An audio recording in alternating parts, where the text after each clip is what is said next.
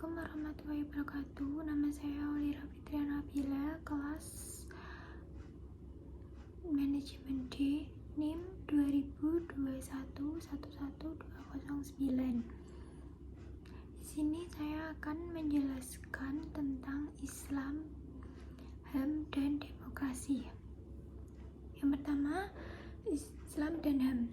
Pada saat ini, HAM atau hak asasi manusia dan demokrasi menjadi isu penting dalam kehidupan berbangsa dan bernegara. Bahkan kini perlindungan HAM merupakan prasyarat bagi kerjasama internasional.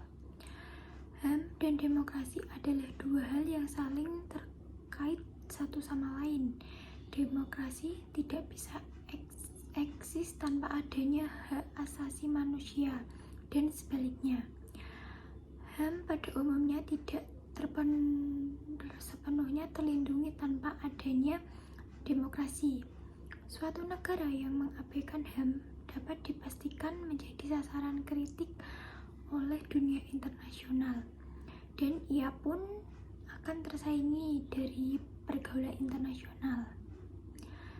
HAM yang pada dasarnya bersifat moral dan bukan politis ini menjadi hal yang penting sekali setelah Perang Dunia II dengan lahirnya Universal Declaration of Human Rights pada 10 Desember 1948 yang didukung oleh sebagian besar anggota Perserikat Bangsa atau PBB.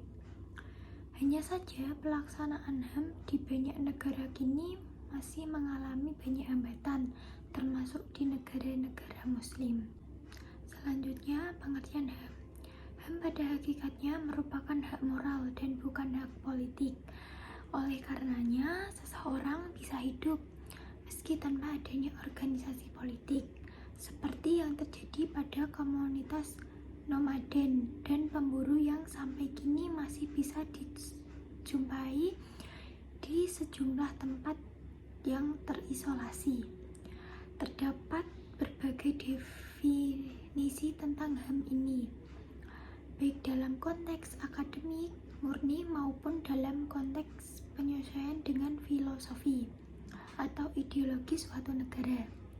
Salah satu di antaranya adalah definisi kemukaan oleh A.J.M. Milne, yakni gagasan bahwa ada hak-hak tertentu yang apakah diakui atau tidak menjadi milik seluruh umat manusia sepanjang waktu dan di semua tempat.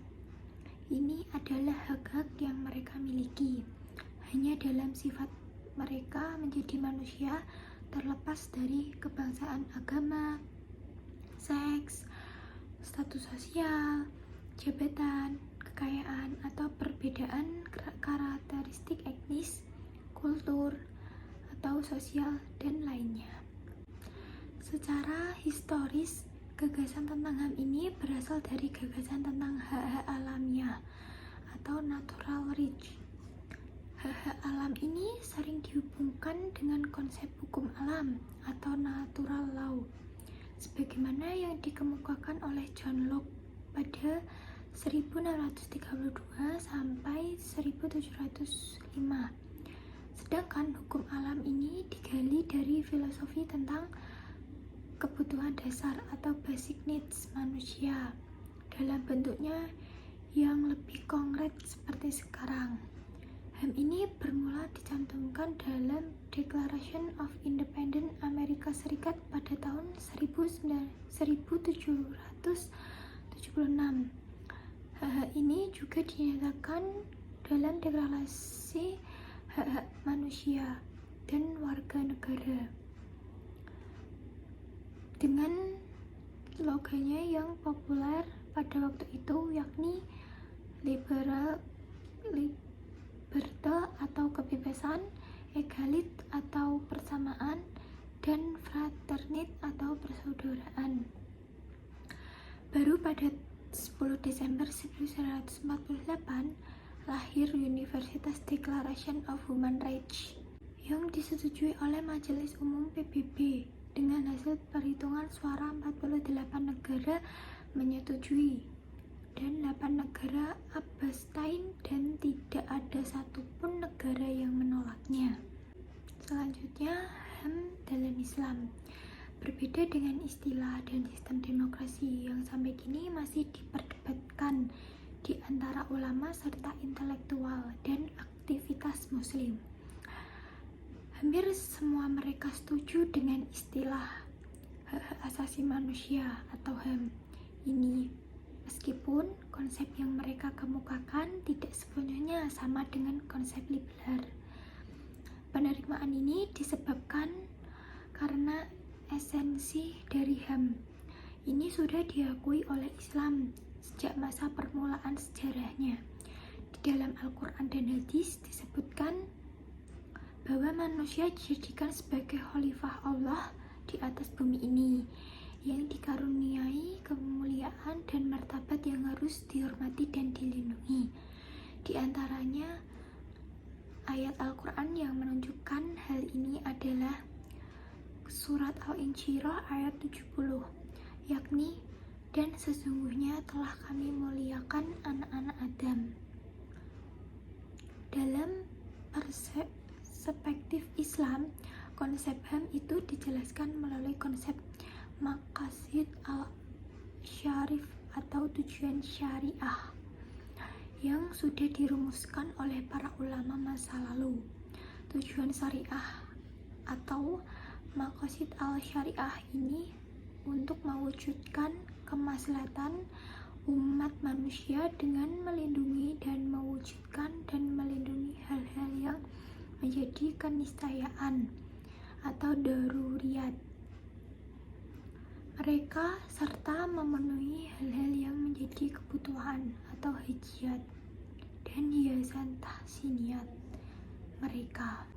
Teori maqasid al-syarifah tersebut mencakup perlindungan terhadap 5 hal atau daruriyat al-khamsah, yakni yang pertama perlindungan terhadap agama atau fis al-din yang mengandung pengertian juga hak beragama. Yang kedua, perlindungan terhadap jiwa atau hifz al-nafs yang mengandung pengertian juga hak untuk hidup dan memperoleh keamanan.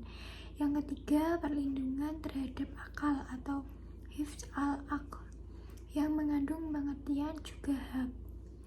Menurut Hasbi As-Siddiqi ada 3 karomah atau kemuliaan yang dianugerahkan Tuhan kepada manusia terlepas dari latar belakang etnik, agama, dan politik mereka, yakni yang pertama karomah fardiyah atau kemuliaan individual, yang berarti bahwa Islam melindungi aspek-aspek kehidupan manusia, baik aspek spiritual maupun material. Yang kedua, karomah ijtimiyah atau kemuliaan kolektif, yang berarti bahwa Islam menjamin sepenuhnya persamaan di antara individu-individu. Dan 3, karomah siyasiyah atau kemuliaan secara politik.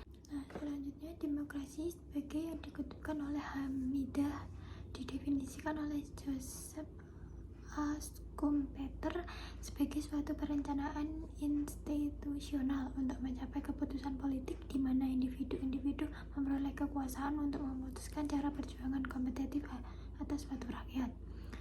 Atau Hamidah Tutik konsep demokrasi dalam perspektif muslim dan majalah Al-Harakah nomor 52 tahun 1999 halaman 33. Menurut Philip P.J. Schmitter dan Terry Linkard, demokrasi adalah suatu sistem pemerintahan di mana pemerintah dimintai pertanggungjawaban atas tindakan-tindakan mereka pada wilayah publik oleh warga negara yang bertindak secara tidak langsung melalui kompetisi dan kerjasama dengan wakil mereka yang terpilih atau IBIT.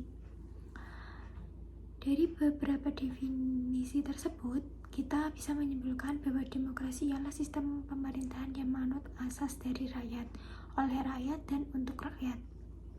Sehingga tidak salah jika seringkali muncul idem-idem dalam demokrasi seperti egalit atau persamaan, equalit atau keadilan, liberty atau kebebasan, humanity atau HAM, responsible tanggung jawab, dan deliberation, permusyawaratan, dan sebagainya.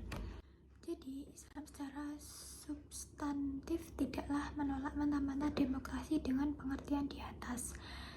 Dan yang terpenting, demokrasi tidak terlihat dengan kacamata Islam yang legalistik dan formalistik, karena cara pandang ini akan membentukkan Islam dengan demokrasi.